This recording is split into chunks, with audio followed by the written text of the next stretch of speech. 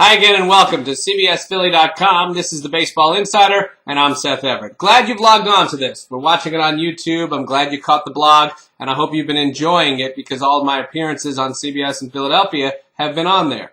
Now, today's a Phillies off day, so we don't have to do Inside Pitch. We don't have to do anything there. I will be on WIP later. That should be fun. But all in all, it's an off day, and let's treat it as such. Phillies won their 8th straight series, 2 out of 3 against the Mets. They did so in commanding fashion on Wednesday. But that's not what we're really concerned about. Everybody's concerned about the trade deadline. Can I tell you how many times my phone keeps ringing?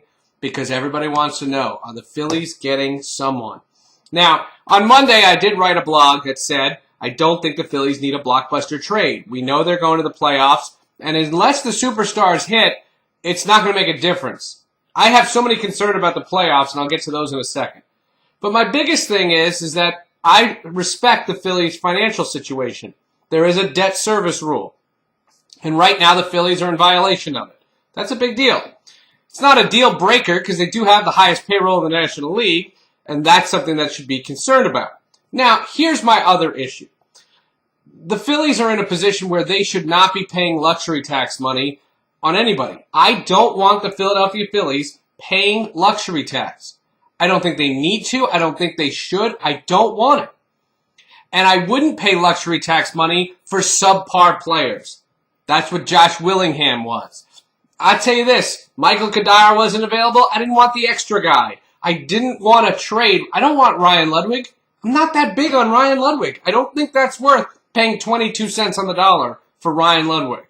Now, late that night, as I was reading other blogs, Carlos Beltran, his name has come up from the New York Mets, a team that I know their general manager and I did do some work with. Let's discuss this. Let's be honest and discuss this. Did I just make the camera shake? When we get to the point of Carlos Beltran, the Mets are talking about actually picking up a majority of the money. Well, wait a second. Now I'm interested. I want the Phillies to get Carlos Beltran. You put Carlos Beltran in that lineup, I don't care if he plays right field. He would have to play right field. And I don't care what it does to Don Brown because Don Brown's not part of this deal. And neither is John Mayberry. I want these two guys to make sure that they stay here because I'm not curtailing that. You want to give me a double-A arm?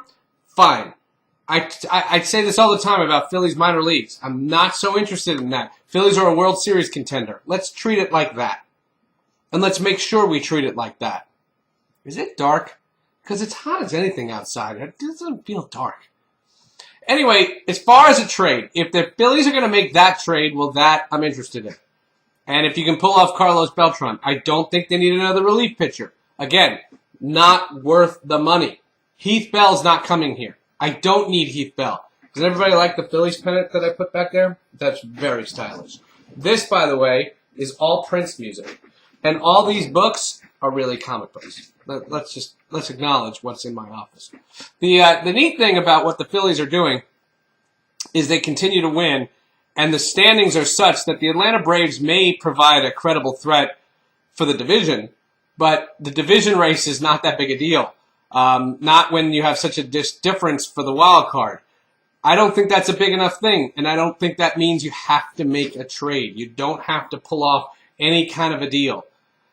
You do not look a gift horse in the mouth. If you can pull off Carlos Beltran, he's the only name out there that's a game changer. That's what I'm looking for, a game changer. I don't need to sit here and worry about whether or not other subpar players that you're going to have to pay $3 and $4 and $5 million on. I don't want to do that. I don't think they need relief help. I want Antonio Bastardo to be the setup guy. I want him pitching the 8th innings in the playoffs. He has won me over. I like the idea of Brad Lidge helping a young Michael Stutz as other setup men.